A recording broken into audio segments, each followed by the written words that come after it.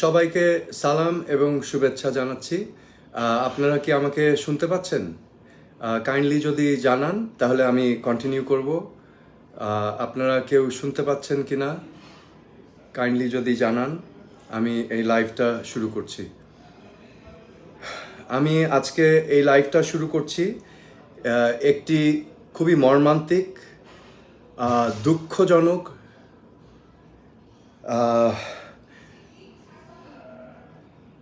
যেটা আমি ভাষায় প্রকাশ করতে পারবো না এমন একটি হত্যাকাণ্ড নিয়ে, যেটা শুধু বাংলাদেশের ইতিহাসে না, পৃথিবীর ইতিহাসে বিরল। আমি আজকে বিডিআর হত্যাকাণ্ড, যেটা 2009 সালের 25শে ফেব্রুয়ারি ঘটেছিল, আজকে আমি সেই বিষয়ে দুই একটা কথা আপনাদের সামনে তুলে ধরব। একটি সংবাদ সম্মেলনের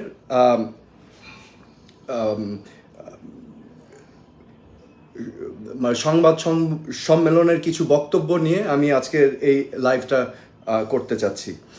আপনারা জানেন যে 25শে ফেব্রুয়ারি 2009 সালে আমাদের বাংলাদেশ সেনাবাহিনীর উজ্জ্বল নক্ষত্র, বীর অফিসার বৃন্দ, যারা আমাদের বাংলাদেশের সম্বল ছিলেন, যারা বিচক্ষণ ছিলেন, যারা তুখোর আর্মি অফিসার ছিলেন এবং বাংলাদেশ আর্মির সেনাবাহিনীর মেরুদণ্ড ছিলেন, সেই 57 জন বীর অফিসারকে আমরা হারিয়েছি এবং আরও কিছু সিভিলিয়ান ওই দিন নিহত হয়েছিলেন। তো এই জঘন্যতম হত্যাকাণ্ডের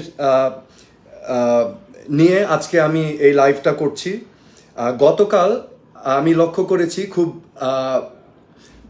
আশ্চর্য হয়ে গিয়েছি আসলে আমি যখন এই প্রেস কনফারেন্সটা দেখেছি। গতকাল একটা প্রেস কনফারেন্স হয়েছিল মেজর জেনারেল অবসরপ্রাপ্ত মতিনের নেতৃত্বে।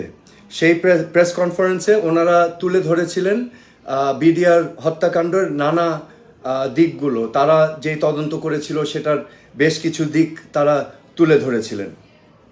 তো সেখানে আমি আসলেই বিস্মিত হয়েছি, আশ্চর্য হয়েছি যখন আমার প্রসঙ্গ টানা হয়েছিল। সো আমি আপনাদের সম্মুখে এই ক্লিপটা একটু প্লে করছি, হ্যাঁ, আপনারা একটু শুনেন এবং আমি এই ক্লিপটা নিয়ে আসলে কথা বলবো। এখানে মেজর জেনারেল অবসরপ্রাপ্ত মতিন সাহেব কিছু কথা বলছেন, এই ক্লিপটা একটু আমরা দেখছি। সরাসরি ভূমিকা ছিল। সারা খাতুন ওখানে গিয়েছেন, কি কারণে গিয়েছেন আমরা জানি না। উনি ওখানে গিয়ে অস্ত্র সারেন্ডারের একটা নাটক করেছেন, কিন্তু ওইখানে যে ফ্যামিলি বসা ছিল, আটকা ছিল, তাদের কোনো খোঁজ খবর নেন নাই। তিনি শুধু বিডিআর সৈনিকদের বলছে তোমাদের অস্ত্র তোমরা জমা দিয়ে দাও, আমি চলে যাচ্ছি, এটা বলে উনি চলে আসেন। তারপর হচ্ছে যে সোহেল তাজ, উনি স্বরাষ্ট্র প্রতিমন্ত্রী ছিলেন, উনার কোনো ভূমিকা দেখি নাই, কিন্তু আমরা শুনেছি তিনি যারা খুনি তাদেরকে বাইরে পাঠানোর ব্যাপারে সুবিধা করে দিয়েছিলেন। এবং এটা আমাকে বলেছিলেন জেনারেল এরশাদ, যেটা এটা আমাদের কুটুমিনকের যে নামগুলো আমরা আনতে পারিনি আমাদের সীমাবদ্ধতার কারণে, হ্যাঁ। এবং জেনারেল এরশাদ আমাকে বলেছেন, আমি জানি কারা কারা এই প্লেনে করে খুনিদেরকে বাইরে পাঠানোর ব্যবস্থা করেছে। তারপরে আচ্ছা, তো আমরা এখানে স্পষ্টভাবে শুনলাম যে উনি বললেন যে সোহেল তাজ সে সময় স্বরাষ্ট্র প্রতিমন্ত্রী ছিলেন এবং তাদের ইনভেস্টিগেশনে আমার সম্পৃক্ততা থাকার কোনো তথ্য, কোনো এভিডেন্স তারা পাননি। কিন্তু উনি আবার পরবর্তী সেন্টেন্সে বললেন যে উনি শুনেছেন জেনারেল এরশাদের কাছ থেকে, যেটাকে বলা হয় হিয়ারসে এভিডেন্স। তিনি শুনেছেন, যেটা এভিডেন্স না, সরি, এটা হিয়ারসে, যে জেনারেল এরশাদের কাছ থেকে শুনেছেন যে আমি নাকি এখানে পলায়নের জন্য ব্যবস্থা করে দিয়েছি, এবং জেনারেল এরশাদ শুনেছেন অন্য জায়গা থেকে। তার মানে হিয়ারসের উপর হিয়ারসে। এবং এই স্টেটমেন্টটার কিছু সমস্যা আছে। এখানে উনি একজন প্রয়াত ব্যক্তির হিয়ারসে নিয়ে এখানে জনসম্মুখে উপস্থাপন করেছেন। এটা ঠিক না, এটা একেবারেই ঠিক না। এটা হচ্ছে একজন মানুষকে উইদাউট এভিডেন্স কালিমা দেওয়া, ঠিক আছে? এটা একেবারে গ্রহণযোগ্য না। আমি যখন এই বিষয়টা, এই ইন্টারভিউটা দেখেছি, এই প্রেস কনফারেন্সটা দেখেছি, আমি আশ্চর্য হয়েছি, আমি স্তম্ভিত হয়েছি যে এরকম একটা নিকৃষ্ট জঘন্যতম হত্যাকাণ্ডের সাথে আমার নাম কেন বারবার একটি মহল চেষ্টা করছে এটার সাথে আমাকে সংযুক্ত করতে, উইদাউট এনি এভিডেন্স, হিয়ারসে। তো আজকে আমি মনে করি যে এই কথাবার্তাগুলোর কারণে আমার পরিবার, আমার শহীদ পিতা তাজউদ্দিন আহমেদ বাংলাদেশের প্রথম প্রধানমন্ত্রী ছিলেন, আমাদের মহান মুক্তিযুদ্ধের নেতৃত্ব দিয়েছেন, আমার মা সৈয়দা জোহরা তাজউদ্দিন আজীবন বাংলাদেশের মানুষের জন্য নিজের জীবন উৎসর্গ করেছেন, গণতন্ত্রের জন্য, মানুষের জন্য কাজ করেছেন। আমাদের পরিবার এবং আমার ভাবমূর্তি ক্ষুণ্ণ হয়েছে। আজকে আমি মনে করি এই ধরনের ইররেসপন্সিবল কথাবার্তা থেকে আমরা বিরত থাকব এবং আমি জেনারেল মতিন অবসরপ্রাপ্ত, ওনাকে আমি রিকোয়েস্ট করব, আন্তরিকভাবে অনুরোধ জানাবো যে আজকে এই কথাগুলোর মধ্যে দিয়ে আমার ক্যারেক্টার, আমার চরিত্র, আমার ব্যাকগ্রাউন্ডে যেই ক্ষতি হয়েছে, আপনাদের দায়িত্ব সেই ক্ষতিটাকে আপনারা কিভাবে ক্ষতি সাধন করবেন এটা এখন আপনাদের দায়িত্ব। আমি আপনাদের কাছে এটা আমি অনুরোধ করব, আপনারা জনসম্মুখে এসে আপনারা ক্লিয়ার করবেন এটা কেন বলেছেন। This is not right. একজন নিরপরাধ নির্দোষ মানুষকে এরকমভাবে উইদাউট এভিডেন্স, হিয়ারসে, একজন মৃত ব্যক্তি, প্রয়াত ব্যক্তির কথার উপর ভিত্তি করে সে আবার হিয়ারসে করে শুনেছে, ওটা দিয়ে আপনারা বলে দিলেন। এটার উদ্দেশ্যটা কি?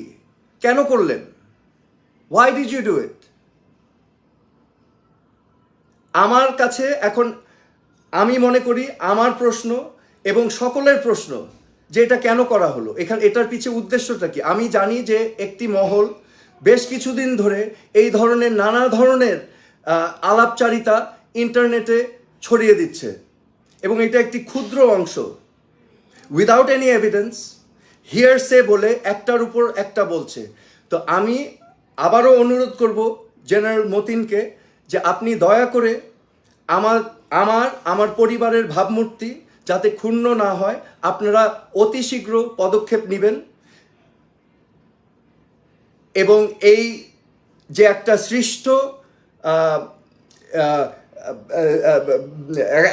সৃষ্ট যে কাল্পনিক একটি তথ্য আপনারা উপস্থাপন করলেন, এটাতে যে ক্ষতি হলো সেই ক্ষতি সাধন করার কল্পে আপনারা যথাযথ ব্যবস্থা গ্রহণ করবেন, সেটাই আপনাদের কাছ থেকে আমি কামনা করছি আজকে। এবং আমি পরিশেষে বলতে চাই, আজকে এই বক্তব্যের শেষে আমি আপনাদেরকে সুস্পষ্টভাবে বলতে চাই, আমি বারবার বলে এসেছি আমি এই বিডিআরের হত্যাকাণ্ডের সঠিক তদন্ত চাই এবং সঠিক ঘটনা যেন উদ্ঘাটন হয় সেটা আমিও চাই। আমি চাই এই সেনা অফিসার সহ যারা সেদিন মৃত্যুবরণ করেছেন, যাদেরকে হত্যা করা হয়েছিল, তাদের পরিবার যাতে জাস্টিস পায় এবং সর্বোপরি বাংলাদেশের যেই ক্ষতি হয়েছিল, বাংলাদেশের সকল মানুষের জানার অধিকার আছে, সত্যটা যেন উদ্ঘাটন হয়। এখন সত্যটা কোথায় যাবে সেটা তো আমি বলে দিতে পারবো না, আপনি বলে দিতে পারবেন না, কিন্তু আমি কনফিডেন্ট সত্য বের হয়ে আসলে এখানে আমার কথাগুলো, যেটা আমি বারবার বলছি, যে জাস্টিস যদি আসে এবং সত্য যদি বের হয়ে আসে, তাহলে সত্যই হচ্ছে আমার সবচেয়ে বড় ঢাল। আমি ভয় পাই না, কারণ সত্যই হচ্ছে আমার ঢাল এবং আমি চাই সত্যটা বের হয়ে আসুক, এই ফ্যামিলিগুলো যাতে তারা জাস্টিস পায় এবং বাংলাদেশ যাতে জানতে পারে আসল ঘটনাটা কি। কারণ সেনাবাহিনীর মেরুদণ্ড ভেঙে দেওয়া হয়েছিল সেদিন। এরকম ঘটনা যেন বাংলাদেশে আর কোনোদিনও না ঘটে, সেজন্য আমাদের এটার সঠিক তদন্ত, সঠিক বিচার প্রয়োজন। তো আমি আর কথা বাড়াবো না, আপনারা সবাই ভালো থাকবেন, সুস্থ থাকবেন, আমার জন্য দোয়া করবেন। আমি সারা জীবন আমার আম্মার একটা উপদেশ ফলো করেছি যে সোহেল, তুমি সবসময় সত্যর পথে থাকবে। সত্য অনেক সময় কঠিন, কিন্তু সত্য কিন্তু চিরস্থায়ী হয় এবং সত্যই হবে তোমার হাতিয়ার, সত্যই হবে তোমার ঢাল। এবং আমি আমার মায়ের সেই কথাটা অনুধাবন করে অনুসরণ করেছি সারা জীবন, এবং আমি ভবিষ্যতেও করে যাব। আপনারা সবাই দোয়া করবেন আমার জন্য। আপনাদের সকলকে অসংখ্য ধন্যবাদ জানিয়ে আমি আজকের এই লাইভটা শেষ করছি। ধন্যবাদ, সবাই ভালো থাকবেন। Thank you.